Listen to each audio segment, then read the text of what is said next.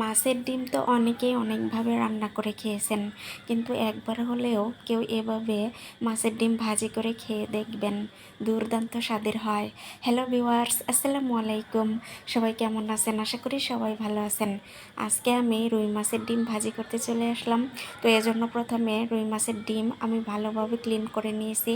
তারপর এখানে আমি দিয়ে দিয়েছি পরিমাণ মতো হলুদ গুঁড়ো, মরিচ গুঁড়ো, মাছের মশলা, পরিমাণ মতো জিরে গুঁড়ো, স্বাদ মতো লবণ, পরিমাণ মতো আদা রসুন বাটা দিয়ে ভালোভাবে আমি ডিমের সাথে মশলাটা ম্যারিনেট করে নিয়েছি। তারপর 5 মিনিটের জন্য রেস্টে রেখে দিয়েছি। তারপর চুলায় একটা প্যান বসিয়ে দিয়ে তাতে পরিমাণ মতো তেল দিয়ে দিয়েছি গরম হওয়ার জন্য। তারপর এখানে পরিমাণ মতো পেঁয়াজ কুচি, কাঁচামরিচ কুচি ভেজে নিয়ে আগে থেকে ম্যারিনেট করা মাছের ডিম দিয়ে ভালোভাবে নেড়েচেড়ে ভেজে নিয়েছি। তারপর নামানোর পূর্বে আমি এখানে 2 চামচের মতো ভাজা জিরার গুঁড়া অ্যাড করে নেড়েচেড়ে নামিয়ে নিয়েছি। এই তো ভাজি হয়ে গেল মজার রুই মাছের ডিম।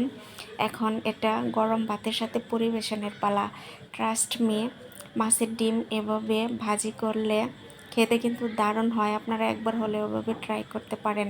সবাই ভালো থাকবেন, দেখা হবে নেক্সট কোনো ভিডিওতে। শুভকামনা সবার জন্য।